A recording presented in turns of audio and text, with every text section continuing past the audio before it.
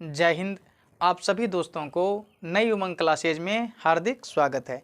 आइए आज हम लोग बात करते हैं प्रिज्म के बारे में। इससे पहले हम आपको प्रकाश के अपवर्तन के कारण होने वाली जो कुछ घटनाएं हैं उसके बारे में समझा देते हैं, ताकि ये पिछले क्लास में रह गया था। आज हम लोग प्रिज्म का कंप्लीट नॉलेज ले लेंगे। ठीक है, इस वीडियो में हम लोग क्या करेंगे, प्रिज्म का कंप्लीट नॉलेज ले लेंगे। ठीक है, तो चलिए सबसे पहले हम लोग देखते हैं कि प्रकाश के अपवर्तन के कारण होने वाली जो कुछ घटनाएं हैं कौन कौन सी घटना होती है। तो देखिए, प्रकाश के अपवर्तन के कारण जो होती है, जैसे जल में रखी छड़ी मुड़ा हुआ प्रतीत होना। जल में रखी छड़ी का मुड़ा हुआ प्रतीत होना, क्योंकि हम लोग जल में छड़ी को रख देते हैं तो छड़ी थोड़ा टेढ़ा नजर आता है। दूसरा बात है, पानी में रखी सिक्का का ऊपर उठा हुआ प्रतीत होता। जब हम लोग पानी में सिक्का को रखते हैं तो सिक्का क्या होता है, थोड़ा उठा हुआ प्रतीत होता है। नहीं विश्वास होता है तो आप लोग क्या कीजिएगा, एक बाल्टीन लीजिएगा, साफा पानी लीजिएगा, उसमें एक सिक्का को डाल दीजिएगा तो आपको नजर आएगा कि सिक्का पानी से थोड़ा उठा हुआ है। ठीक है, देख लीजिएगा आप लोग परीक्षण करके।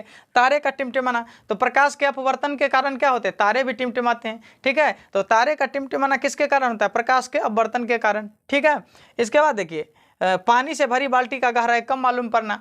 तो पानी अगर हम लोग बाल्टी में भर देंगे तो बाल्टी का जो पेंदी होता है वो लगेगा कि ऊपर कुछ आ गया है। ठीक है, तो पानी से भरे बाल्टी का गहराई भी कम मालूम पड़ता है प्रकाश के अपवर्तन के कारण। चलिए, तो प्रकाश के अपवर्तन के कारण ये सब हम लोग आज समझ गए। आज हम लोग देखने वाले हैं प्रिज्म। क्या देखने वाले हैं, प्रिज्म। देखिए, प्रिज्म जो होता है वो क्या होता है, प्रिज्म किसी कोण पर झुके दो समतल पृष्ठों के बीच घिरे किसी पारदर्शक माध्यम को प्रिज्म कहते हैं। आपके सामने हम एक प्रिज्म बना करके रख दिए हैं। ठीक है, चलिए हम आपको एकदम आज हम प्रिज्म के बारे में पूरे अच्छा से नॉलेज देने वाले हैं। आप लोग एकदम वीडियो के साथ बने रहिएगा, भागिएगा नहीं। ठीक है, तो देखिए सबसे पहले हम लोग क्या करते हैं, ये प्रिज्म कैसा है आपको पता है। चलिए हम एक प्रैक्टिकल करते हैं। देखिए, ये एक पन्ना है, सीधा सीधा सा पन्ना है। इसको जैसे देखिए ऐसे अगर हम मोड़ेंगे, ऐसे इस हिसाब से मोड़ेंगे, यही है प्रिज्म। कहिएगा जा यही है प्रिज्म, तो ऐसा लिखे हैं आप। हाँ, ये भी ऐसा ही है। देखिए, इसमें भी दो त्रिभुज है कि नहीं, तो इसमें भी दो त्रिभुज, एक त्रिभुज यहाँ, एक त्रिभुज यहाँ, देख रहे हैं आप, एक त्रिभुज यहाँ, एक त्रिभुज, दो त्रिभुज हैं। इसके बाद देखिए, इसमें तीन सतह हैं, एक सतह, दो सतह, नीचा का सतह, तीन सतह है। इसमें भी तीन सतह, एक सतह, दो सतह और पीछे से एक सतह, तीन सतह इसमें भी है। तो ये हमारा क्या रहा, ये रहा हमारा प्रिज्म। ये क्या रहा, हमारा प्रिज्म। ठीक है, बस इसी आकार में है ये, समझ में आ गया। तो किसी भी प्रिज्म में तीन सतह होते हैं और दो त्रिभुज होते हैं। यहाँ तक तो समझ में आ गया कि कोई दिक्कत है तो आपको इसमें तो चलिए, तो आपको इसमें समझ में आ गया होगा कि किसी भी प्रिज्म में कितने पृष्ठ होते हैं, तीन पृष्ठ। किसी भी प्रिज्म में कितने पृष्ठ होते हैं, तीन पृष्ठ। देखिए, एक पृष्ठ, दो पृष्ठ, तीन पृष्ठ। किसी भी प्रिज्म में कितने पृष्ठ, तीन पृष्ठ। और कितने त्रिभुज, दो त्रिभुज। कितने त्रिभुज, दो त्रिभुज। तो किसी भी प्रिज्म में कितने पृष्ठ, तीन पृष्ठ। किसी भी प्रिज्म में कितने कोण, मतलब कितने त्रिभुज, दो त्रिभुज। अब हम क्या किए हैं, इसको एकदम से आपके सामने में इन सभी को एकदम भाषा बना के लिख दिए हैं, ताकि आपको फेयर बनाने में कोई तकलीफ नहीं होगा। ठीक है, जैसे देखिए, A B, B dash A dash तथा A C, C dash A dash अपवर्तक पृष्ठ हैं। अपवर्तक पृष्ठ हैं। जैसे सुनिए, A B, B dash A dash, A B, B dash A dash, A B, B dash A dash, एक अपवर्तक सतह ये हुआ। ठीक है, फिर दूसरा A C, C dash A dash, A C, C dash A dash, A C, C dash A dash, मतलब ये दोनों क्या हुआ, अपवर्तक सतह। क्या हुआ, ये अपवर्तक सतह कहिए या अपवर्तक पृष्ठ कहिए। ठीक है, तो ये भी क्या हो गया, ए C, C dash A dash अपवर्तक पृष्ठ हुआ। ठीक है, तो आप अपवर्तक सतह कहिए, अपवर्तक पृष्ठ कहिए। ठीक है, चलिए इसके बाद देखिए, ए डैश अपवर्तक कोण है। ये देखिए, ए डैश ये जो है ये अपवर्तक कोण है। ये क्या है बाबू, अपवर्तक कोण है। किसी भी प्रिज्म में ये क्या हुआ, अपवर्तक कोण हुआ। जैसे देखिए, ये आपके सामने में हम बताया प्रिज्म है, तो ये दोनों जहाँ पर जुट रहा है, ये दोनों पृष्ठ जहाँ जुट रहा है, तो ये क्या हुआ, अपवर्तक कोण हुआ। कितने, ये क्या हुआ, अपवर्तक कोण। तो किसी भी प्रिज्म में कितने अपवर्तक कोण होंगे, तो एक, दो, तीन अपवर्तक कोण। ठीक है, कितने अपवर्तक कोण होंगे, तीन।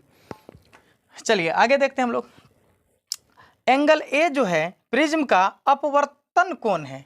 एंगल ए जो है, एंगल ए प्रिज्म का क्या है, अपवर्तन कोण है। तो एंगल ए प्रिज्म का अपवर्तन कोण है। B C C dash B dash, ध्यान से समझिएगा, B C C dash B dash, ये जो है ये अंदर का पार्ट है, ये अंदर का क्या है, यह क्या है, यह भी प्रिज्म का आधार है, यह क्या है, प्रिज्म का आधार है। जैसे देखिए ये हमने ये प्रिज्म बनाया, ठीक है, ये प्रिज्म बनाया तो ये अंदर का भाग क्या हो गया, प्रिज्म का आधार, ये अंदर की भाग क्या है, प्रिज्म का आधार, ठीक है। तो चलिए अब फिर से समझिए, A B B dash A dash यह क्या है, प्रिज्म का पृष्ठ है, एक पृष्ठ ये हुआ, फिर देखिए ए C C dash A dash दूसरा पृष्ठ ये हुआ, ठीक है। और इसके बाद देखिए ए डैश ये प्रिज्म का कोर हुआ। इसके बाद देखिए और समझिए, एंगल ए जो होता है वो क्या होता है, प्रिज्म का कोण होता है। इसके बाद देखिए अंदर में प्रिज्म का जो अंदर भाग है जिस पर प्रिज्म रखा हुआ वो प्रिज्म का क्या हुआ, आधार हुआ, ठीक है, प्रिज्म का क्या हुआ, आधार हुआ। तो आधार क्या होंगे, B C C dash B dash, B C C dash B dash, यह क्या हुआ, प्रिज्म का आधार हुआ। तो आप ये प्रिज्म को समझ में आ गया होगा। चलिए आप लोग ये प्रिज्म समझ गए होंगे, ठीक है। अब हम लोग क्या करते हैं, इससे आगे देखते हैं, ठीक है।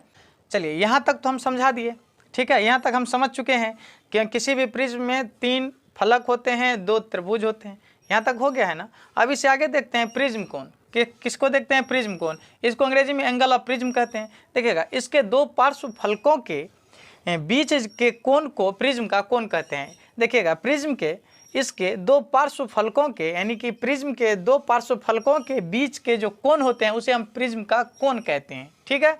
अब देखिए प्रिज्म के द्वारा प्रकाश का अपवर्तन कैसे होता है, इसके लिए हम एक डायग्राम बनाए हैं, इसमें हम प्रकाश को गुजारेंगे, ठीक है, और इसके द्वारा प्रकाश का कैसे अपवर्तन होता है ये हम इसमें दिखाएंगे, ठीक है।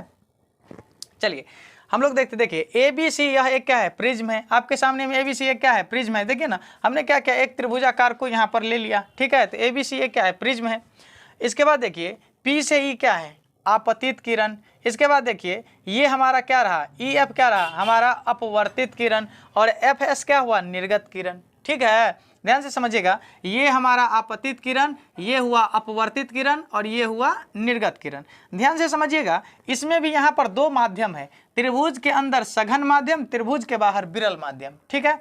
जैसे देखिए ये हमारा प्रिज्म रहा, ठीक है, ये हमारा क्या रहा, प्रिज्म रहा। इसमें देखिए ये बाहर में जो है यह है विरल माध्यम और अंदर में है तो सघन माध्यम। और आपको पता है कि जब कोई प्रकाश विरल माध्यम से सघन माध्यम में जाता है तो अभिलंब की ओर मुड़ जाता है, अभिलंब की ओर क्या होता है, वो मुड़ जाता है, ठीक है। चलिए यहाँ पर ध्यान से समझिएगा, ये है हमारा विरल माध्यम, जब ये अंदर गया, प्रिज्म में अंदर गया तो सघन माध्यम में गया, तो सघन माध्यम में गया, जबकि आपतित किरण को चले जाना चाहिए था इसे सीधे, परंतु यह क्या हुआ, अभिलंब की ओर मुड़ गया, क्योंकि ओ एन क्या है, लंब है, ओ एन क्या है, लंब है, तो ये लंब की ओर मुड़ गया कि नहीं, जाना चाहिए सीधे परंतु आ गया है अभिलंब की ओर, ठीक है। ध्यान से समझिए, तो ये हुआ आपतित किरण और ये हुआ अपवर्तित किरण, और यहाँ से जो बाहर निकला तो ये हो गया निर्गत किरण। अब यहाँ पर ध्यान से समझिए, ये है आपका सघन माध्यम और ये है आपका विरल माध्यम, ये है आपका सघन माध्यम, ये है आपका विरल माध्यम। अच्छा ध्यान समझिए, जब कोई किरण सघन से विरल में जाएगा तो अभिलंब से दूर भागेगा, कहाँ भागेगा, अभिलंब से दूर। देखिए ध्यान से समझिए, ओ एम क्या है, अभिलंब है, ओ एम क्या है, अभिलंब है। देखिए ना अभिलंब से दूर हुआ है कि नहीं, एकदम अभिलंब से दूर हुआ है, क्योंकि इसको जाना चाहिए कैसे, जाना चाहिए सीधे, ठीक है, जाना चाहिए सीधे, परंतु यह अभिलंब से क्या हुआ है, दूर भाग गया है, ठीक है। इस किरण को जाना चाहिए कैसे, एकदम सीधे में, ऐसे जो गया है तो जाना चाहिए सीधे, परंतु यह क्या हुआ है, अभिलंब से दूर हट गया है, ठीक है। तो देखिए ना ये हुआ आपका सघन और ये हुआ विरल, तो सघन से विरल में जाएगा तो अभिलंब से दूर हटेगा, ठीक है। चलिए इसके बाद हम लोग देखते हैं, इसका हमने क्या किया, नामकरण कर दिया। आप कोई भी यहाँ पर ए की जगह बी भी रख सकते हैं, अपना हिसाब से जैसे हो नाम रख लीजिएगा, ठीक है। तो हम इस प्रकार से नाम रखे हैं।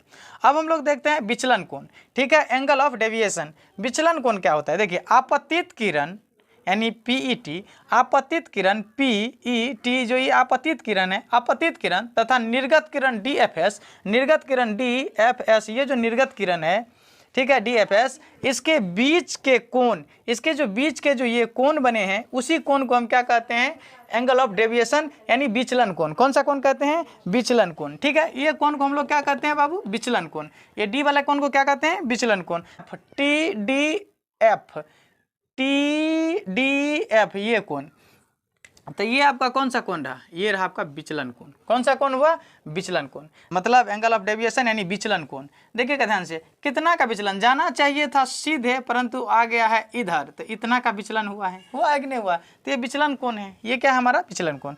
ध्यान से समझिएगा, प्रिज्म का अपवर्तक कोण अधिक होने पर विचलन कोण भी अधिक होगा। प्रिज्म का अपवर्तक कोण अधिक होगा तो विचलन कोण भी अधिक होगा, ठीक है। अब इसको हमने क्या किया है, कुछ नाम लिख दिए हैं, जैसे पीई, पी से ई, पीई क्या है हमारा, तो अपतित किरण है। इसके बाद देखिए ई एफ, ई से एफ, ध्यान से समझिएगा, ई एफ, ई एफ ये हमारा क्या है, ये हमारा है अपवर्तित किरण, अपवर्तित किरण। एफ एस, एफ एस देखिए ध्यान समझिएगा, एफ एस ये हमारा क्या है, निर्गत किरण, एफ एस क्या है, निर्गत किरण।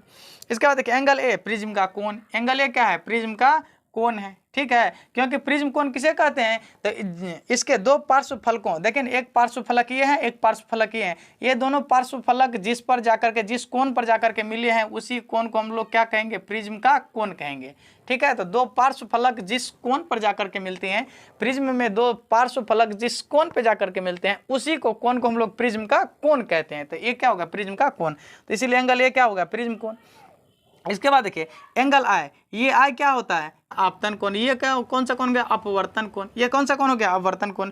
और एंगल ई, और ये हो गया आपका निर्गत कोण, ये क्या हो गया, निर्गत कोण, ठीक है। तो निर्गत किरण और अविलंब के बीच बने कोण को हम लोग कहते हैं निर्गत कोण, तो ये हो गया निर्गत कोण। एंगल डी, विचलन कोण यानी एंगल ऑफ डेविएशन, ये विचलन कोण, ये क्या हो गया हमारा, विचलन कोण। तो ये रहा हमारा प्रिज्म के कोण और प्रिज्म के विचलन कोण, ठीक है। हमने क्या किया, किसी प्रिज्म से कोई प्रकाश का स्रोत गुजारे तो प्रिज्म के द्वारा जो प्रकाश का अपवर्तन होता है, ये आकृति से हमने आपको समझा दिया कि ये रहा आपका आपतित किरण, ये रहा आपका अपवर्तित किरण, ये रहा निर्गत किरण।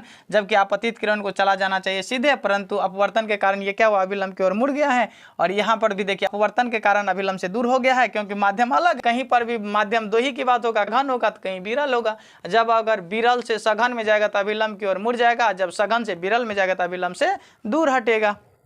तो ये रहा, तो ठीक है। तो यहाँ तक आपको ये चीज़ समझ में आ गया होगा प्रिज्म के बारे में, ठीक है। तो आप लोग को हमने आज क्या किया, प्रिज्म का चैप्टर खत्म किया। एक काम कीजिए, आप लोग एक स्क्रीनशॉट ले लीजिए ताकि आपको लिखने में आसानी हो। अगर आप लोगों का ये वीडियो अच्छा लगे तो मेरे चैनल को सब्सक्राइब कर लीजिएगा। अगर आप लोग फेसबुक पेज पर देख रहे हैं तो इसे फॉलो कर लीजिएगा। मिलेंगे नेक्स्ट क्लास में, तब तक के लिए जय हिंद।